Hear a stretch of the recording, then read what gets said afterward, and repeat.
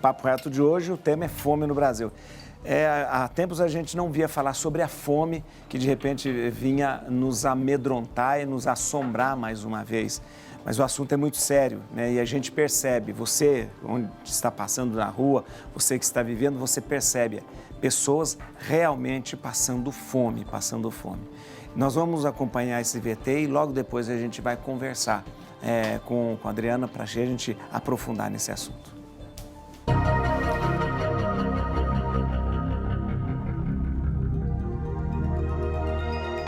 Desde que o mundo é mundo, a fome é um dos maiores problemas existentes, sendo inclusive retratada nas religiões como um dos 4 cavaleiros do Apocalipse.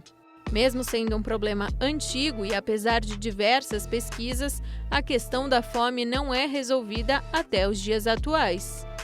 Mesmo assim, muitos continuam procurando soluções para que toda a população do planeta possa se alimentar com decência e ela seja erradicada. No Brasil, a fome se tornou um grande inconveniente. Pesquisas mostram que cerca de 59,2% da população sofreu com a insegurança alimentar, e tudo isso só se agravou mais com a chegada da pandemia do coronavírus, que levou ao desemprego de muitos e à alta nos preços dos alimentos.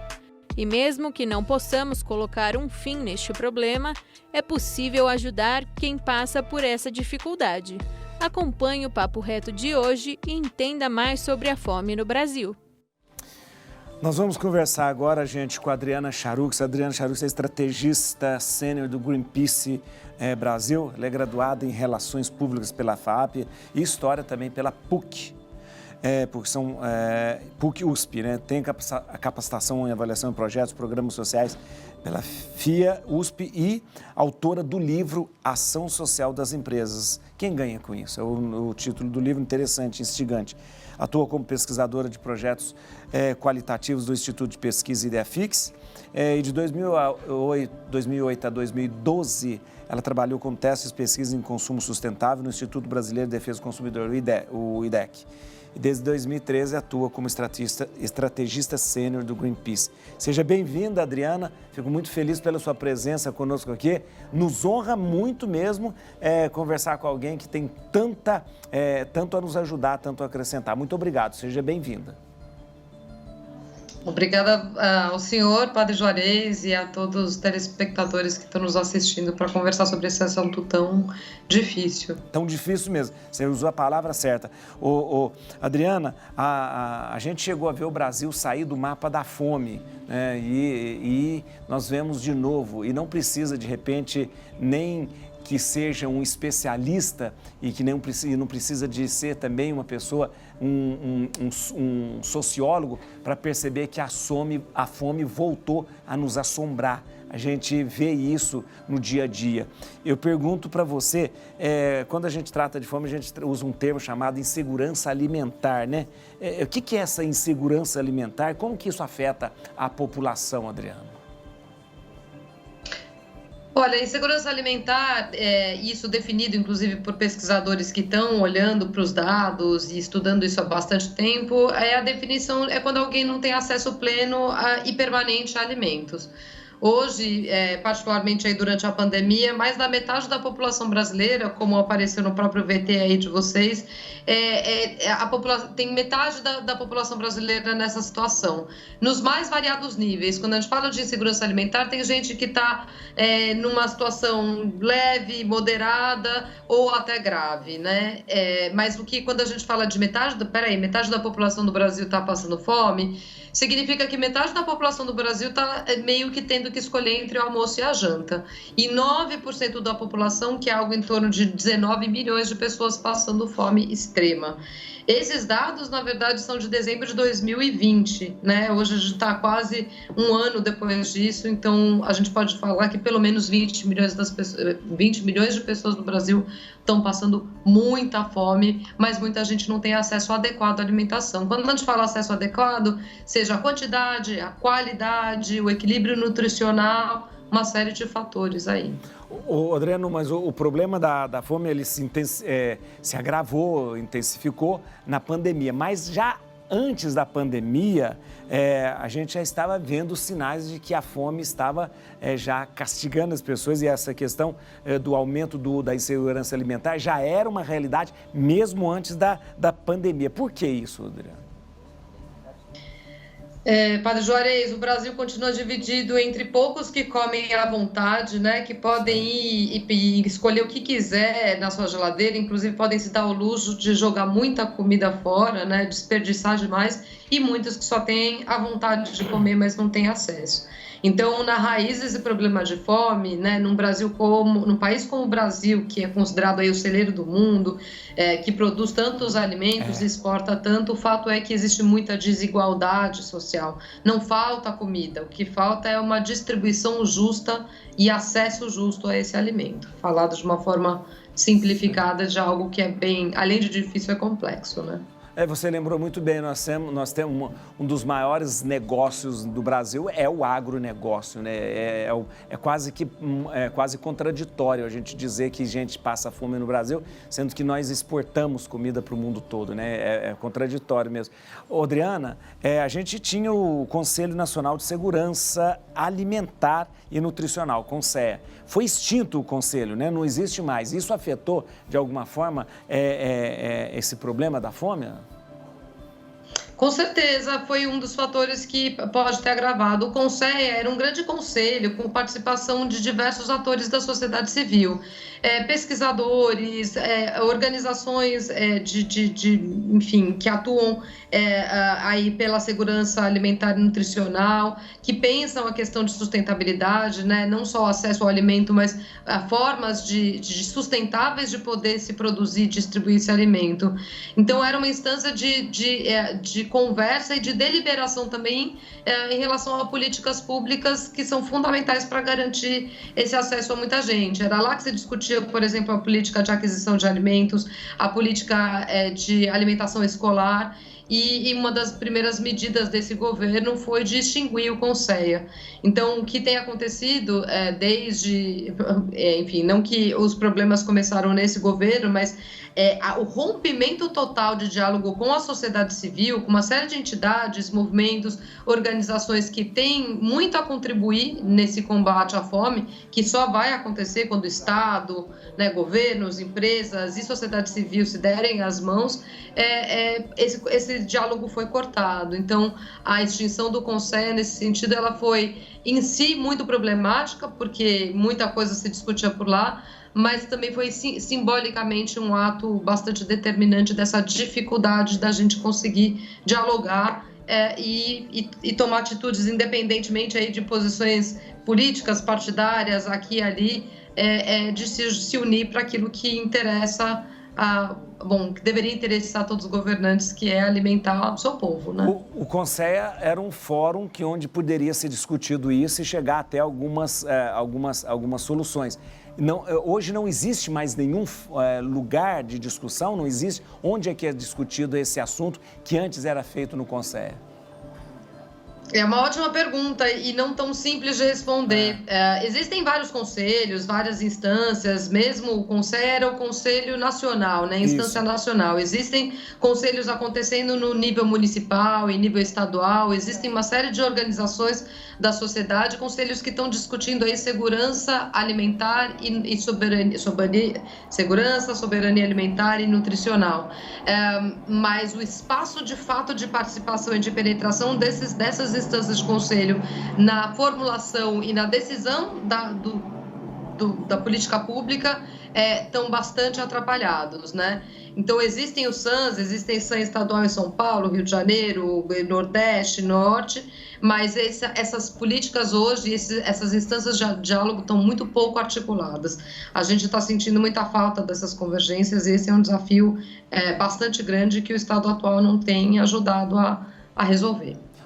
Adriana, além da fome causar o desespero de não ter o que comer, que é aquilo que é mais horrível, saber que tem alguém que passa fome ao nosso lado, quais são os outros prejuízos que, de repente, a fome pode causar também, essa insegurança alimentar pode causar na sociedade, no desenvolvimento dos povos? quem passa fome não consegue fazer mais nada, além de, né, quem passa fome, quem tem fome tem pressa, como dizem, tem, com toda a justa razão, revolta e ira, não tem condição nenhuma de cultivar e nutrir esperança, né? Estou falando de uma forma genérica, mas a gente fala, a fome ela nunca anda sozinha, ela anda com a crise hídrica, né, com a falta de acesso à água, a falta de saneamento básico, a dificuldade ou diminuição da capacidade de aprendizagem nas escolas. Então, quando uma criança, por exemplo, está com fome, ela não tem a menor condição de aprender qualquer coisa. Isso independentemente aí dessas outras várias limitações que a pandemia trouxe para a gente, por exemplo, o fato de não ter acesso aí ao computador, não poder ir às aulas presenciais. Então, a fome é quase que a expressão mais perversa, dura, da ausência de tudo, né? Verdade. Outro dia eu estava dando uma outra entrevista aí com o pessoal lá do Banco de Alimentos e me pediram para definir o que era fome. E o que eu coloquei é que a fome é a ausência de tudo, né? E a fome é fruto desse modelo tão perverso, tão desigual, que, como o senhor bem colocou, alimenta o negócio de poucos, né? O agronegócio que está alimentando pequenos produtores que estão produzindo, inclusive grãos que servem para ração animal em outros países, e deixando todo mundo à míngua aqui. Então, a fome, se eu posso resumir, ela anda de mão dada com a desigualdade, com o aprofundamento da concentração de renda e desigualdade social. Nesse momento que a gente tem mais de 20 milhões de pessoas desempregadas, a gente vai caminhando para uma calamidade quase que insuperável, que vai demorar muito tempo para a gente sair dessa enrascada. É verdade. Segundo os analistas, nós vamos demorar 40 anos para, de repente, conseguir voltar a ter uma normalidade. Adriano, vou pedir licença a você, só vou falar rapidinho com a Simoni e já volto para a gente continuar conversando aqui. Bem rapidinho, viu? Muito bem, Simoni, olha aí, ó, um assunto interessante sobre a fome no Brasil, a insegurança alimentar. Estou conversando com a Adriana Charuk, estrategista sênior do Greenpeace no Brasil. Adriana, eu queria perguntar para você, a distribuição dos alimentos, né, que tem sido feita de uma maneira muito bonita por alguns setores da sociedade, e é importante porque as pessoas estão vendo isso. Eu falo daquilo que eu estou vivendo no dia a dia. Na minha paróquia, nós distribuímos por dia 150 cestas básicas, por dia. 150. E outras entidades, outras paróquias que eu conheço, padres amigos meus, que têm feito a mesma coisa, semelhante a outros também, movimentos, lugares, outras igrejas também, né, têm feito isso. A gente sabe, Adriano, que isso é uma solução paliativa, né? Porque, como você lembrou, né, quem tem fome tem pressa, né, o Betinho dizia isso, e é isso mesmo, eu não posso deixar uma pessoa passando fome, eu tenho que dar para ela, porque eu não posso falar para ela, vamos esperar as políticas públicas. Agora eu pergunto para você, como pesquisadora, como cientista, existe uma solução eficaz para isso? Existe, padre, e a solução é a geração de emprego, é a geração de renda, é a redistribuição radical da renda nesse país, onde a maior parte da população receba um salário decente, digno, né? Particularmente no contexto da pandemia, eu diria que além de políticas relacionadas à geração de emprego, auxílio emergencial. As pesquisas, a última pesquisa realizada, chamada Olhe para a Fome, feita por uma série de cientistas que estão estudando isso, usando dados aí do PNAD, IBGE e outros mais, estão mostrando que os domicílios que não tiveram acesso ao auxílio emergencial estavam muito mais expostos à insegurança alimentar do que aqueles que tinham pelo menos um salário mínimo. Então, essa é uma questão fundamental, como o senhor bem disse, a sociedade civil está arregaçando as mangas, até o Greenpeace, que nunca se prestou a fazer esse tipo de trabalho assistencial, começou a também fazer aquisição de cestas de agricultura familiar e doando, particularmente aí para mães solteiras lá da região norte e nordeste do país, porque são as áreas mais gravemente afetadas. Mas uma coisa tem que ficar muito clara para todo mundo que está nos assistindo: sem resposta clara por parte do Estado, por parte do governo brasileiro, nós nunca vamos conseguir resolver esse problema. O papel da sociedade civil ele é fundamental, mas sem política pública que gere renda, redistribua, que gere emprego, redistribua a renda, e também políticas aí de aquisição de alimentos em que, por exemplo, se compre, os estados comprem merenda escolar, por exemplo, para a criançada, e distribuam isso, estimulem quem está produzindo comida de verdade, aí a gente realmente consegue sair dessa situação, a gente consegue tirar o Brasil do mapa da fome de novo.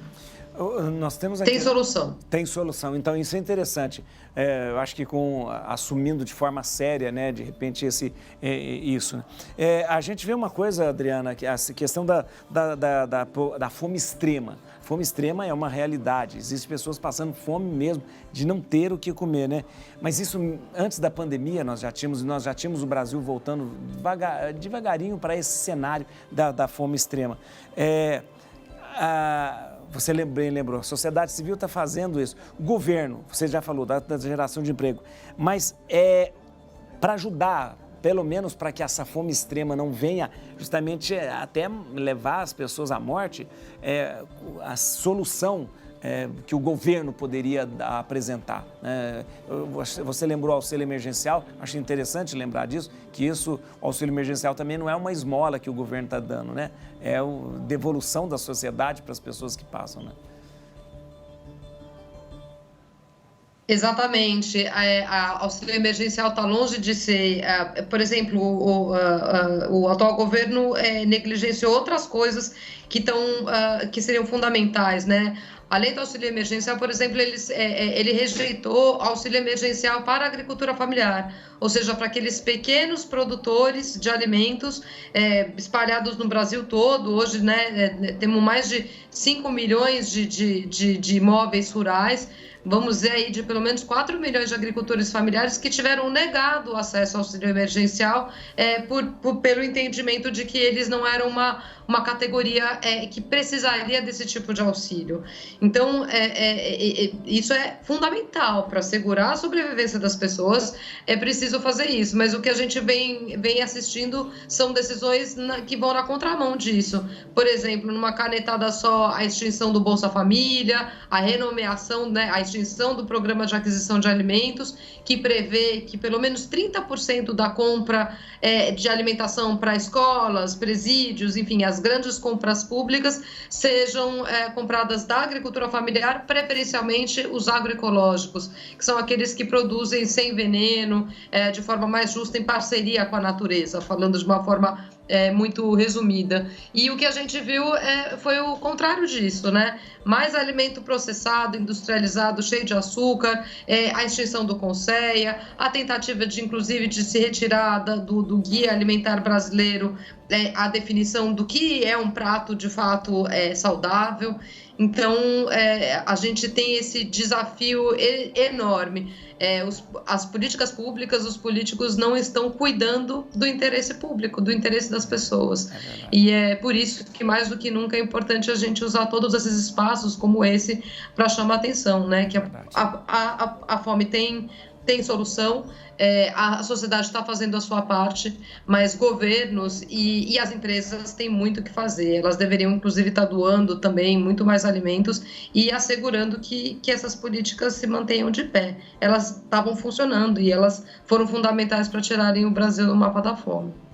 Adriana, eu queria agradecer muito você pela clareza na exposição, pela apresentação de propostas, né, realmente concretas. Muito obrigado mesmo. Quero agradecer você e quero aproveitar aqui, eu quero só dar o acesso, na verdade, o contato. O contato é do Greenpeace, gente, o greenpeace.org.br, Greenpeace, né, .org.br, e no Instagram também, @GreenpeaceBrasil, @GreenpeaceBrasil. O acesso que você pode ter justamente aí a tudo aquilo que, de repente, se trata da insegurança alimentar, também de todo o trabalho que o Greenpeace vem fazendo. Muito obrigado, Adriana. Seja sempre bem-vinda aqui na Rede Vida de televisão. Viu? Obrigada a todos vocês. Obrigado. Até logo, até a próxima. Até a próxima. Que beleza. Muito bom. Olha, gente, vou falar